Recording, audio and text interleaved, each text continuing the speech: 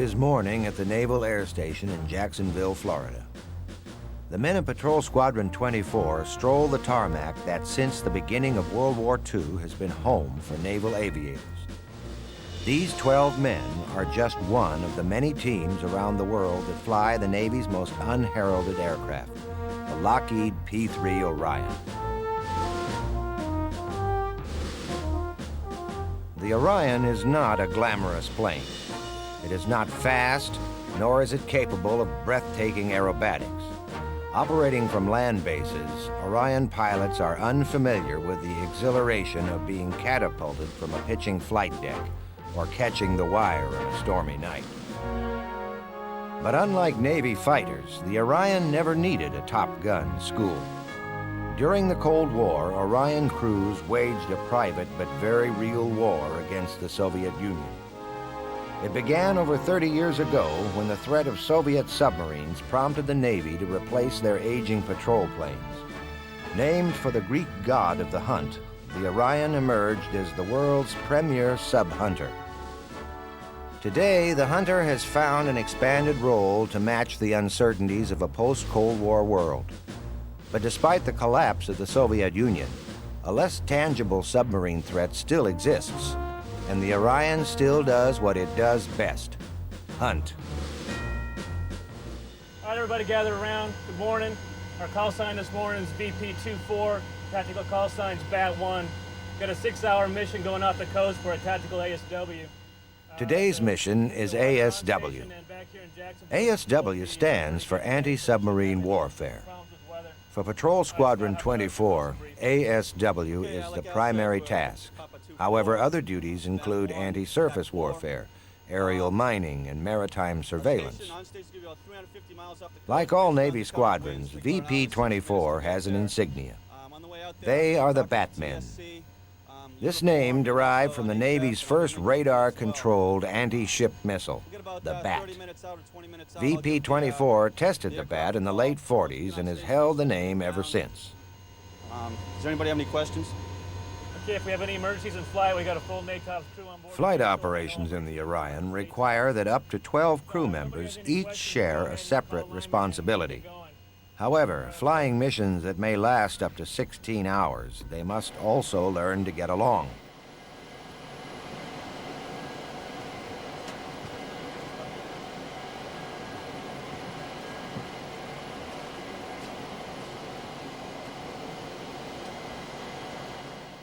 Deployed from land bases, Orion crews never have to live aboard a ship. 6-month deployments do, however, place squadrons anywhere from Iceland to Italy.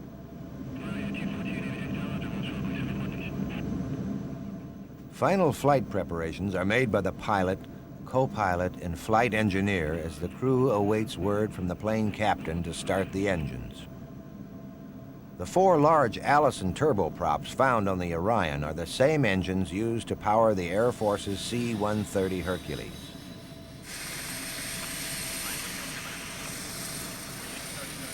The all-gray color scheme has replaced the traditional white and gray of previous Orions. Although not as aesthetically pleasing, the change makes the plane over 300 pounds lighter in paint alone.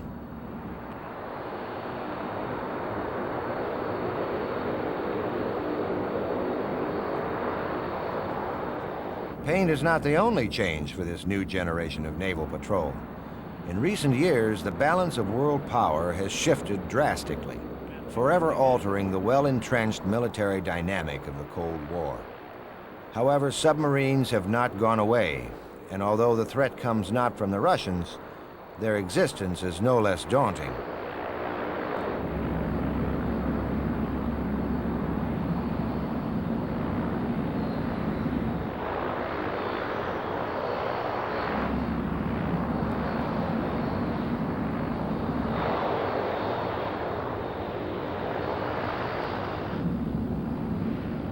At 110 knots, Lieutenant Alan Poremba pulls back on the stick and the Orion is airborne. Taking off on an easterly course, our crew will first cross the wide St. Johns River before passing over Jacksonville and on to the tranquil blue waters off the Florida coast. A typical ASW mission usually involves a combination of both high and low-level flying. The Orion can cruise at well over 350 miles an hour at high altitudes. Upon reaching the patrol area, it will drop down to about 1,000 feet before searching for the submarine that may be lurking within the seas below.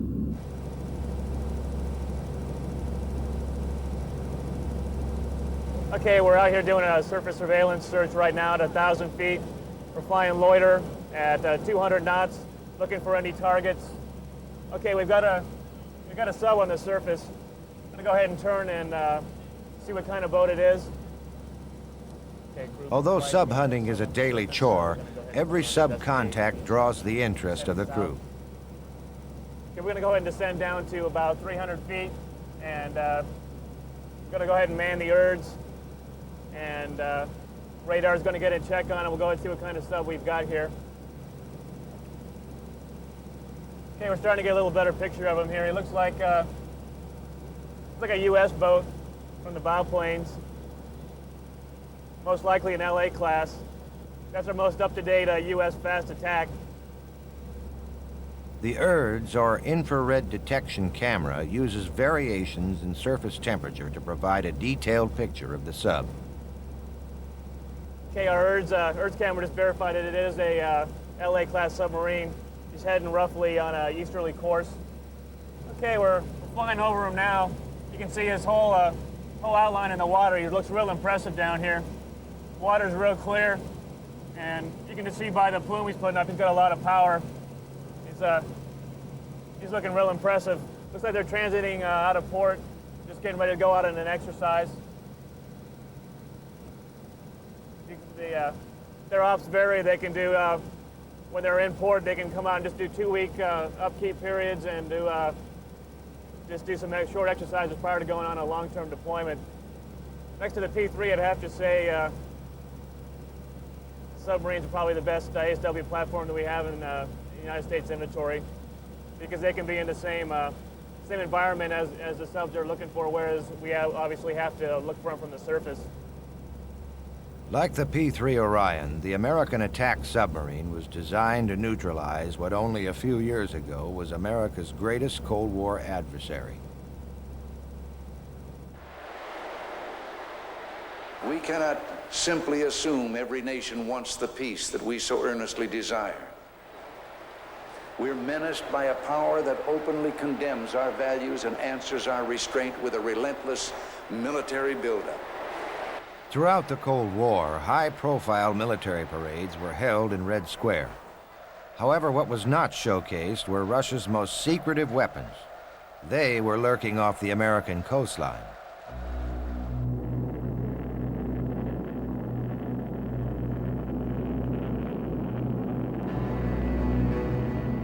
With the destructive power 1,000 times the atomic bomb dropped over Hiroshima, the ballistic missile submarine was for years the front line in the Cold War standoff.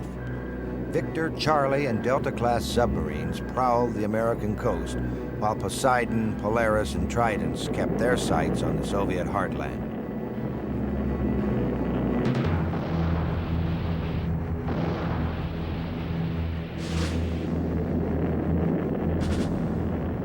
Of all the weapons in the Soviet and American arsenals, the submarine and their ballistic missiles were the most highly shrouded in secrecy.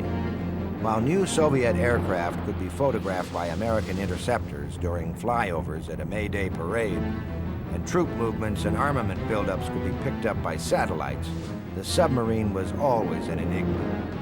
With their ultimate refuge being the protective cover of the deep, these stealthy weapons were the most elusive in the Soviet inventory. Despite the emergence of ballistic missile submarines, the traditional anti-ship attack vessels continued to be updated throughout the Cold War. Soviet Victor-class attack submarines carried the torpedo power to literally rip an enemy ship in half.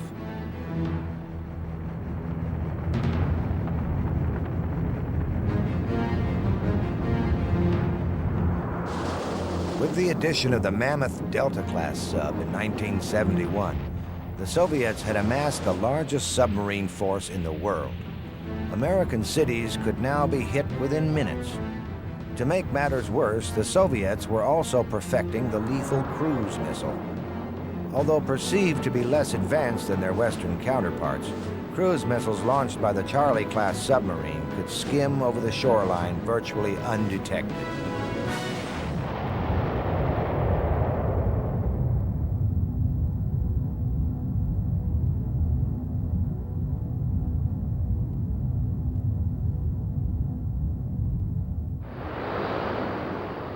At the height of the Cold War, the P-3 Orion was the front line against the Soviet submarine threat. Detecting the sound of an ever more quiet adversary characterized this ongoing game of cat and mouse. The primary listening device utilized by Orion crews is the sonobuoy. Before each ASW mission, sonobuoys are loaded into each of the 48 launch tubes at the rear of the fuselage. It is from these tubes that the sonobuoys are launched when a subchase is underway. The diagonal slant of these tubes cancels the forward inertia of the aircraft, allowing the sonobuoy to land in the desired spot. Anthony Anderson is the ordnance officer in VP-24. In flight, we launch the sonobuoys from in the tubes right here. We have 3 of these. We call these our pressurized sono launch tubes. We simply place them inside there with a CAD on top of it. Shut the door, an electrical impulse fires a CAD, which pushes the buoy out. In the event these break, we also have what we call a free fall chute right here. You just lift that up, that's unpressurized, put a liner in there and just drop the sonobuoy out.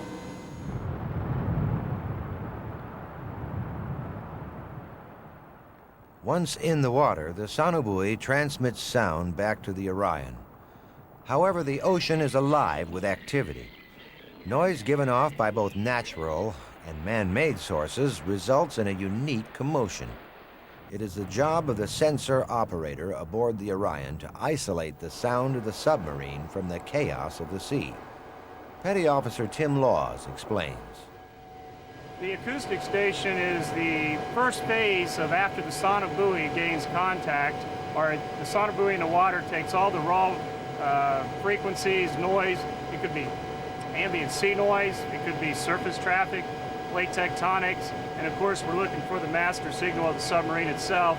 It comes into this station in a raw form. Once it goes through the equipment, the signal flow for instance, we're able to break it down into the ambient sea noise, surface, and of course we're looking for the submarine. The uniqueness about this station is every submarine in the world has its own fingerprint. And no matter what kind it is, it could be a fast attack submarine or it could be a ballistic missile submarine, a diesel submarine as well. Everyone has its own particular thumbprint. The sensor 1 and 2 work together as a team to find that thumbprint or a portion of it in the ocean by taking the sound and putting it on a visual presentation such as this screen here. Once we find the visual presentation of a possible contact, we make a determination if it's a friendly submarine or if it's a foe. Once we make that determination, we find out what kind of oceanographics we're dealing with. Is it direct path contact? Is it closer? Or is it convergence zone, a much more distant type contact? We take that information and we work closer with the tactical coordinator and try to track the submarine. The tactical coordinator, or TACO, effectively becomes the aircraft commander when a subhunt is underway. He is responsible for the plan of action to be taken against the stealthy adversary lurking below.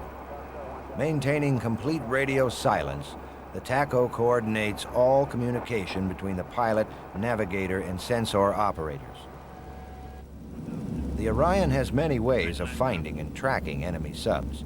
However, in this game of cat and mouse, both sides strive to be invisible. This is a passive covert station. We can stay at high altitudes, drop our sonobuoys, and I'm able to get that information out of the water and track the submarine without him knowing that I'm there. All the other sensors on board this aircraft require us to be at a little bit lower altitude, which puts us a little more risk because it puts sound in the water from the 4 large engines outside the aircraft. Once we determine that we have contact, the sensor 1 and 2 will work together with the TACO to determine what the buoy spacing should be, what type of buoys, because we have different types of buoys on this aircraft. They're used to best suck sound out of the water, if you wish to say, to make this whole thing happen. 3 decades of hide and seek have given Orion crews ample opportunity to polish their skills against Russian subs. Over this period, the technology employed for the hunt has expanded to counter an ever more quiet enemy. But more important than technology has been the experience of veteran crew members who pass on their knowledge to the next generation of airmen. Being able to identify a Charlie, a Victor, or a Delta-class submarine simply by its sound comes not from the classroom, but rather from on-the-job training. The proficiency with which these Cold War veterans perfected the art of the hunt caused noticeable frustration to the Soviet Navy. In fact, one Soviet admiral was quoted as saying that when he wanted to know the location of his subs, he simply asked where the Orions were operating.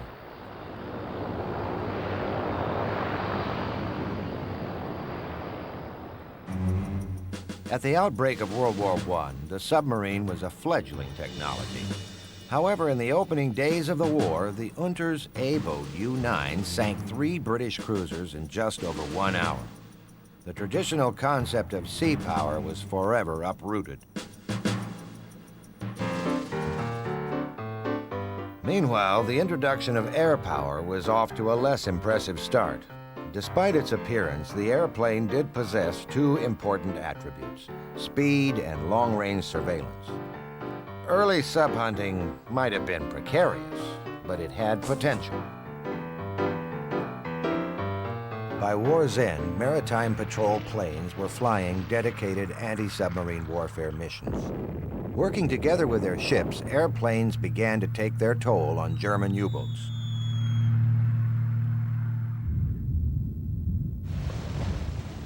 The resurgent German military juggernaut wasted little time in rebuilding their navy. While the rest of the world was looking inward, Germany again amassed a powerful fleet of U-boats. Prowling within the cold, dark waters of the North Atlantic, lethal German U-boats targeted supply ships, nearly severing the crucial Allied shipping lanes from America.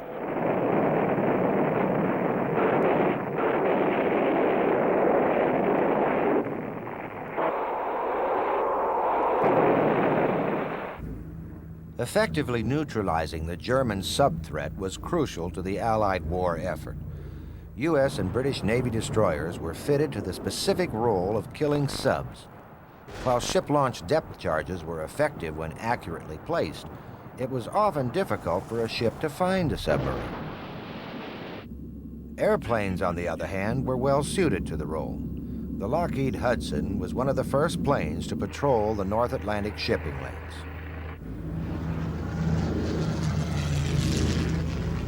As one of the first planes equipped with airborne radar, the Hunter could now see through the darkness of night. Thus ended the submarine's use of nighttime cover to surface and recharge its batteries. Soon, even the submarine's last refuge, the deep, was compromised by improvements in depth bombs and airborne sonar. At war's end, the Allied leaders celebrated the unified effort that had brought down Hitler. Peace conferences at Moscow and Yalta signaled in a new friendship. A friendship that was brought together by war and would be consolidated through peace. But as history would reveal, this was indeed a fragile unity. The first breakdown in relations involved the German capital of Berlin. Following the war, Russian soldiers blockaded all roads leading into the city. The American response was simple. They would get in from above. Without a shot being fired, the Berlin airlift was an appropriate beginning to the Cold War. In Moscow, the second war with Germany in only 25 years had vindicated the centuries-old Russian desire to keep their heartland protected with a buffer of land and troops. Stalin championed this philosophy, and the Soviet military machine was given full priority. The importance of submarine warfare was a lesson well perceived by the Soviet leadership. Under the guidance of Joseph Stalin, submarine production flourished, and by the late 40s, the largest submarine fleet in the world was Soviet. The Americans were also aware of the importance of submarines in any future war. However, the U.S. Navy was quick in recognizing that the submarine was capable of doing much more than sinking enemy ships. The German flying bombs that had rained terror on London during World War II had been modified by America, and by 1947 were being fired off Navy submarines.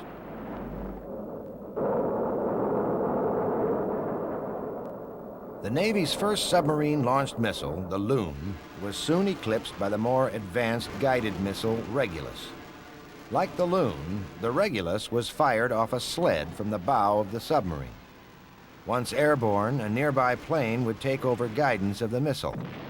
Designed to soften an enemy beachhead, the Regulus proved the destructive potential of the submarine.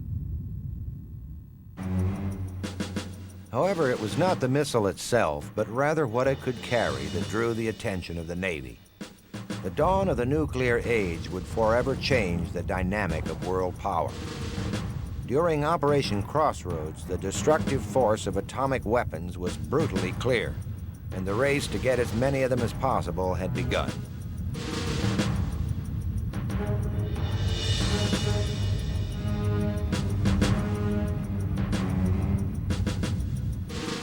By the early 50s, Russian Whiskey and Zulu-class submarines were equal to, if not better than, their Western counterparts. Therefore, when the USS Nautilus radioed underway on nuclear power in 1955, it was assumed that the Russians weren't far behind. They weren't. As the role of the submarine expanded, so did the role of anti-submarine warfare. Following on the tradition of the Hudson, the Navy settled on the Lockheed P-2 Neptune. Powered by two enormous piston engines, the Neptune had tremendous range and fuel economy. However, its low dash speed limited its ability to get on station quickly. To resolve this problem, Lockheed added two turbojets. But despite the added speed, the Neptune was becoming obsolete by the mid-50s. By 1955, the Russians test-launched a submarine ballistic missile. The following year, the first Zulu 5-class submarine left a Soviet port, carrying with it two Sark cruise missiles. The need for an updated ASW aircraft became a Navy priority. They wanted a larger plane with greater range, a plane that would be pressurized to provide more space and greater comfort for the crew members. These requirements brought them to an obvious conclusion. They needed a civil airliner. The Lockheed Electra first flew in December 1957 and went into service the following year. The Electra was the most advanced propeller-driven aircraft of its day and was technically comparable with the early jetliners.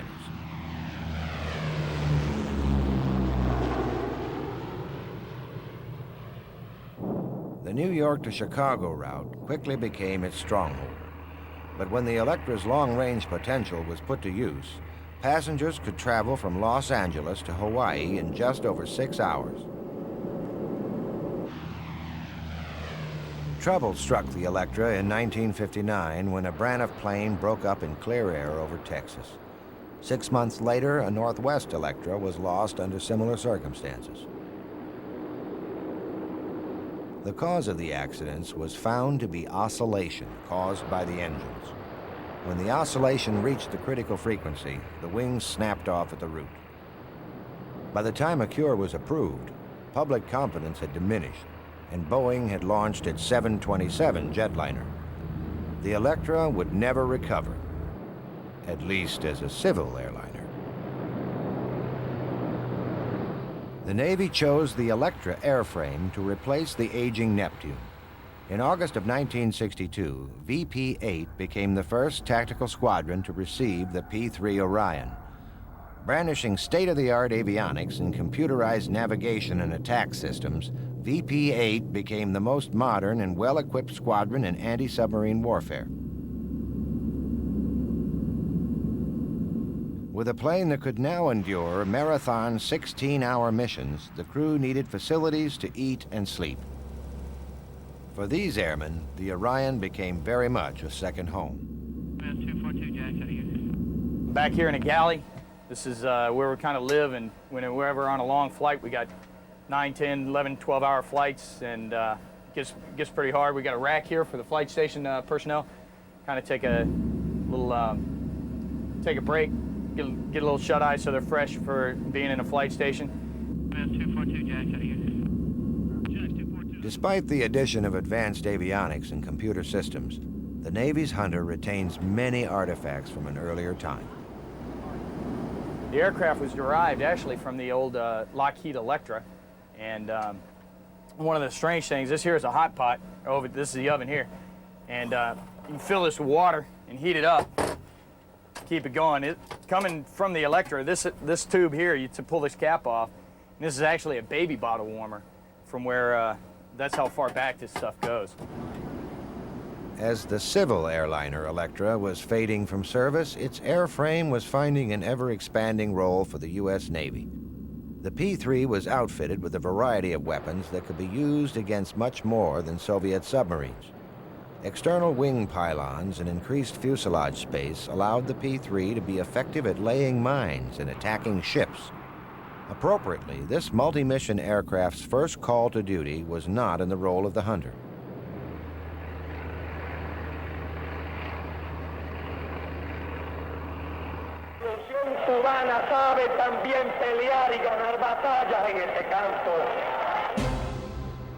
In October 1962, just 2 months after the first Orion delivery, Soviet ballistic missiles were discovered in Cuba.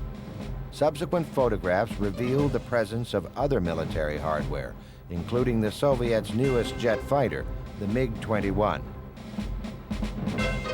As the world stood on the brink of war, Navy ships were deployed to set up a steel fence around Cuba to prevent any further shipment of military supplies. The naval quarantine relied heavily on the location and tracking of any Soviet ships entering the area. It was here that Orion patrol squadrons were first called into action. Flying out of Caribbean and East Coast bases, Orions began the hunt for Soviet shipping. Orion cameras photographed rocket boosters that were spread across the decks of merchant ships. With its tremendous range, the P-3 was able to pick up and track Soviet ships well outside the quarantine line, giving the Kennedy administration ample time to set strategies. After only 2 months of service, the Orion had already participated in the Cold War's most suspenseful hour.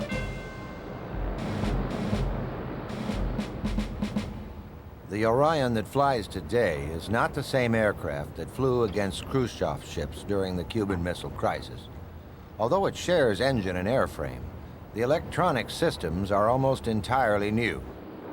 While still using the ever-effective sonobuoy and the distinctive metal-detecting magnetic boom on the tail, the P-3C now incorporates an onboard digital computer that integrates the operations of the navigational, avionics, flight control, and weapons systems. These improvements had almost as much to do with technological advancement as it did with the ever-expanding Soviet fleet. During the 60s and 70s, the Soviet Navy grew at a rate which alarmed NATO leaders. Much of this growth was due to the influence and leadership of Admiral Sergei Gorshkov, a man who was determined to make the Soviet Navy the largest in the world. At the heart of this ambitious expansion was the development of the Soviets' first aircraft carrier, the Kiev.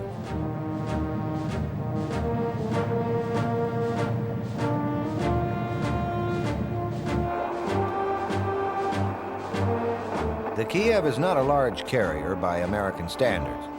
It is closer in size to the British Invincible class and is thus unable to accommodate a conventional fixed-wing aircraft. But equipped with its Yak-38 V-STOL aircraft, it represents the long arm of Soviet naval power.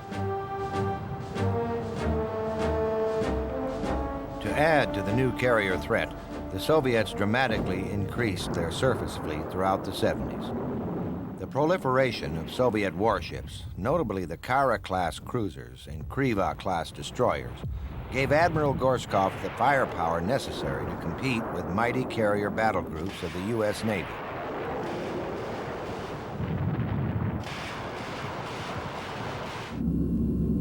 In response to the massive Soviet buildup, the U.S. Navy pressed for newer and more accurate anti-ship missiles. The McDonnell Douglas Harpoon missile was modified to be launched from both ships and submarines.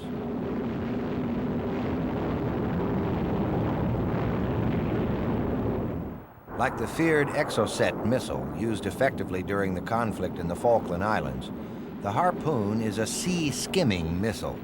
Traveling only 20 feet above the surface of the ocean, the Harpoon stays below the enemy radar as it hurtles towards its unfortunate target.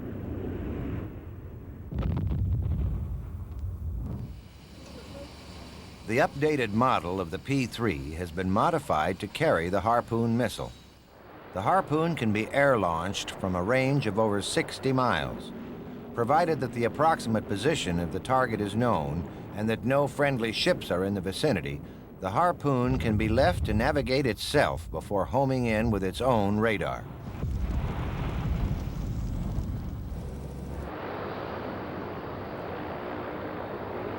During the Cold War, the Orion's primary target in such an attack would probably be the Soviet electronic surveillance trawlers which constantly eavesdropped on Navy communication.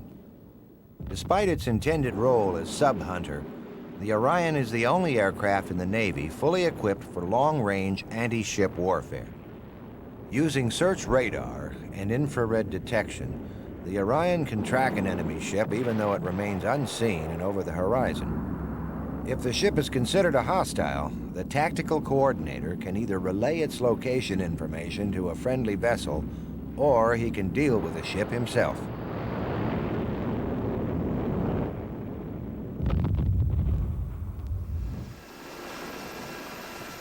Almost 3 decades after the Cuban Missile Crisis, the Hunter would again see action against merchant vessels, this time in the Middle East.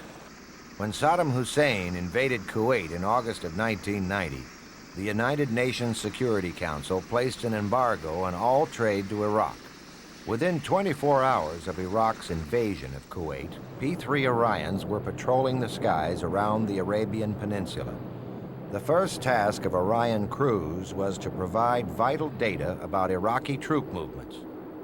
With the fear that Iraq might push southward into Saudi Arabia, this data was critical to the initial placement of U.S. troops.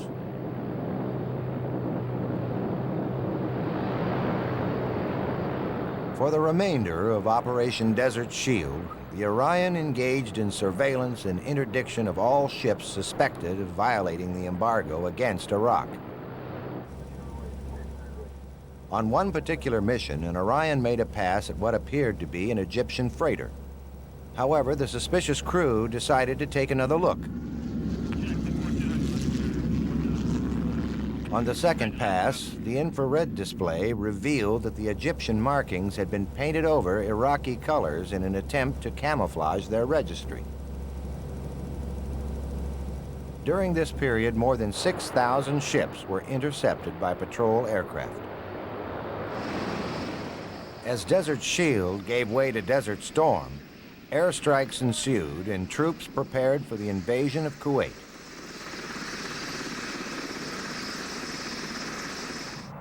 During Desert Storm, Orion squadrons began the more aggressive task of hunting down Iraqi ships.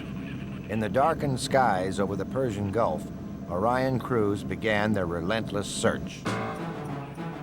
One of the newest methods adopted to find ships in the Gulf was ISAR, or inverse synthetic aperture radar. Unlike conventional radar, which relies on its own movement in relation to the target, ISAR relies only on the motion of the object itself. This allows the radar operator to work with a visual image rather than simply a blip on a screen, thus giving Orion crews better long-range detection. Attack planes like the A-6 Intruder work in conjunction with Orions on SUCAP, or surface-air combat patrol. On one occasion, a radar operator in Patrol Squadron 4 sights a contact attempting to make a run from the Kuwaiti coast to an island base 15 miles offshore. The TACO quickly relays the information to Heartless 501, an intruder already prowling the area.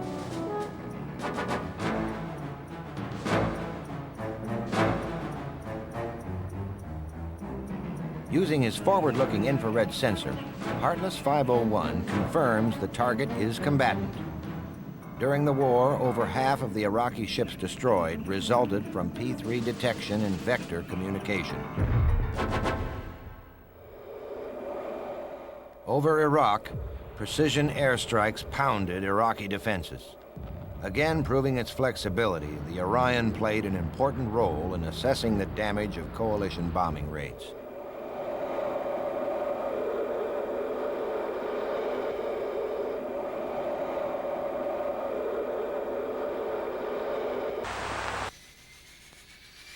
The U.S. Navy is not the only customer of the P-3 Orion. The U.S. Customs Service has discovered that when modified, the Orion is an effective hunter in a very different war, the war against illegal drug trafficking into the United States. Since the late 1960s, drug runners have utilized private airplanes as a means to smuggle drugs into the country. Flying in at low levels, smugglers had been able to sneak below most land-based radar and rendezvous at remote airstrips, often in the Florida Everglades. In order to track such low-flying airplanes, radar needs to be directed from above.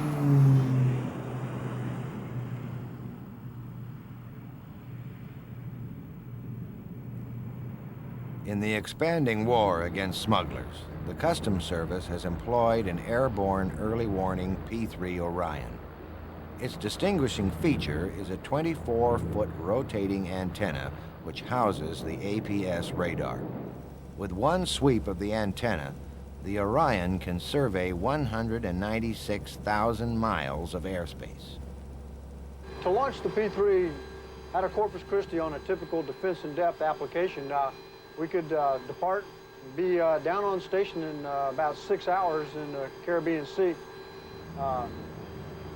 and on station for an additional 6 hours. Stationed there, we could have radar coverage, the 500 miles, which is with radar coverage covering the coast of Colombia, as well as the coast of Haiti and the coast of Jamaica. In the blue water environment that represents, there's very little clutter that presents a problem for the radar. Detecting targets in that type of environment is just what this radar was designed to do. And in a way, it's kind of like shooting fish in a barrel down there. Isolating one drug-smuggling Cessna in the busy Caribbean requires a rapid process of deduction. Prompting suspicion may be the absence of a flight plan, or even more telling if the plane is not squawking. This means the pilot turned off his IFF transponder. Not a normal move.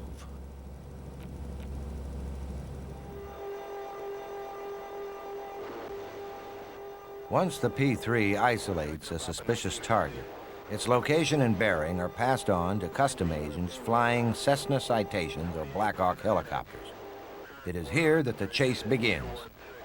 Using the passive infrared system, the Cessna Citation can sneak behind a suspected aircraft at night, giving customs officers the important and sometimes amusing advantage of following the plane without the smugglers knowing that they are there.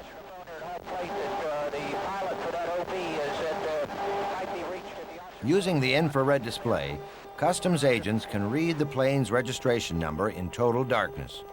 This information is then sent to the Domestic Air Interdiction Coordination Center in Riverside, California for a background check. At Riverside, highly detailed topographical maps of the southern United States are stored on Laserdisc. During a drug interdiction chase, the bearing of the plane is superimposed from the surveillance screen directly onto one of these maps.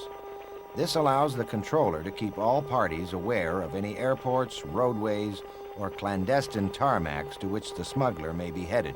I dropped over radar. Get this on fire. I'm getting it. Some customs officials boast that their airborne interdiction combination has virtually cut off the flow of drugs coming into the United States via small aircraft. Perhaps this argument is vindicated by recent discoveries of newer and more outlandish means of smuggling, not the least of which was the accidental interdiction of an electrically powered wooden submarine filled with cocaine. One big one. Okay, doors is opening. Despite the effective fence created by Customs Service aircraft, the drug war continues. Fueled by an insatiable American demand, drug smugglers work within a limitless budget. In this multi-billion-dollar business, losing an airplane and its cargo is worth the potential reward. It is an ongoing war of attrition that neither side is likely to surrender.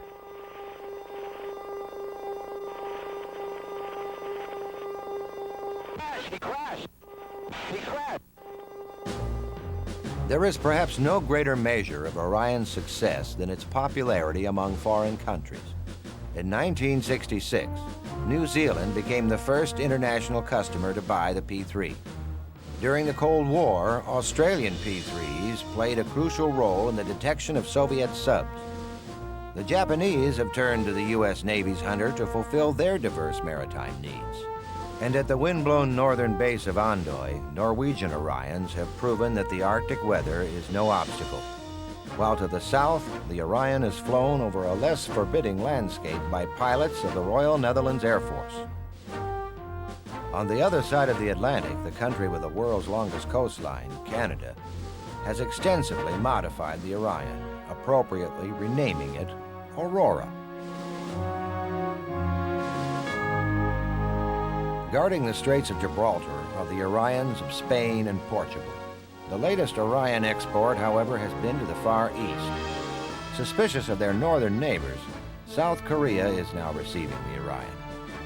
As an ironic portrayal of how quickly the world changes, the Koreans wanted the Orion for its original purpose, hunting subs.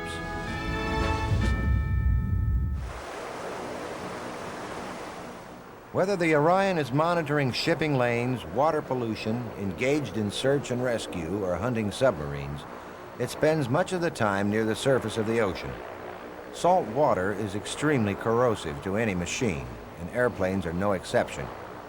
During a flight, ocean spray is pulled through the engine, wreaking havoc on parts and avionics.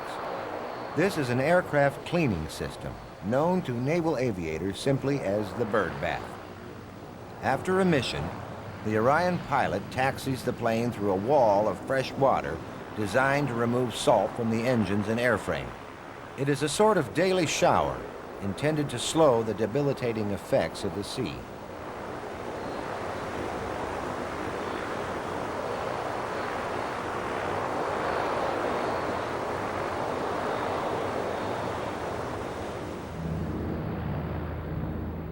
The end of the Cold War has enabled Orion crews to undertake the more peaceful roles of rescue and pollution control. However, the Orion will always carry the reputation as a hunter, a role it began a generation ago, a role it continues today. Started off with just a simple headset by just listening to what sound is in the water and trying to pick out what the submarine is. But the Soviets, as well as other countries, got more sophisticated, and that's why we got more sophisticated with our gear. We still listen, we still have the opportunity, but we need this advanced acoustic system here to help us determine exactly where it is, what it is, and how long it's been there.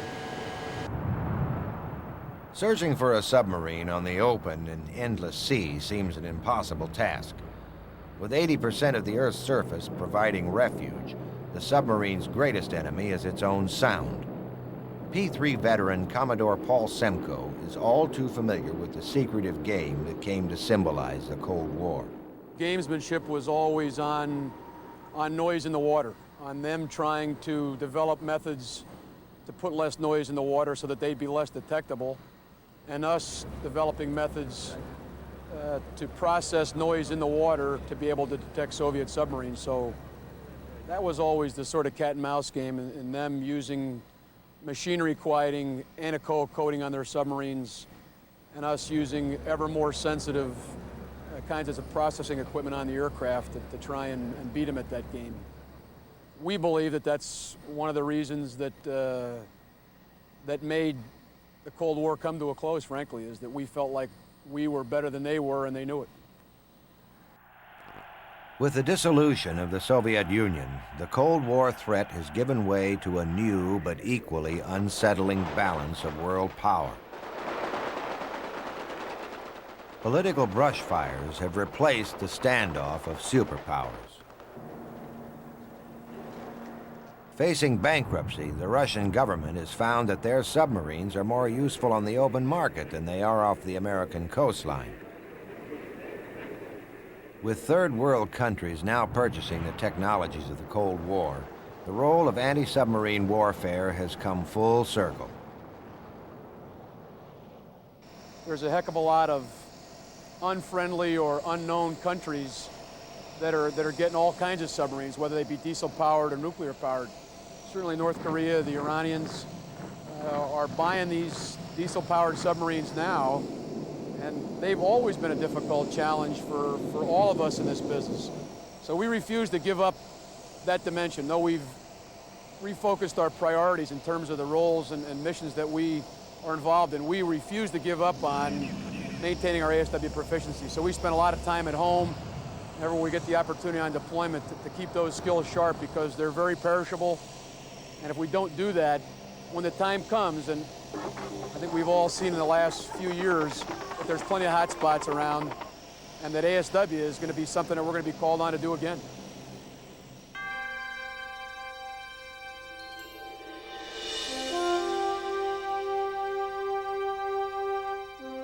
It is a new day at the Naval Air Station in Jacksonville. However, the stillness of the Florida sunrise is quickly shattered by the sound of the hunter being prepared for the day's mission.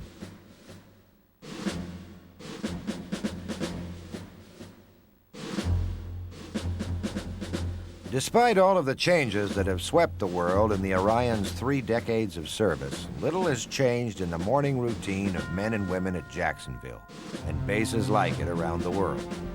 The Cold War has ended, and the Soviet submarine threat has all but vanished, but the silent war continues.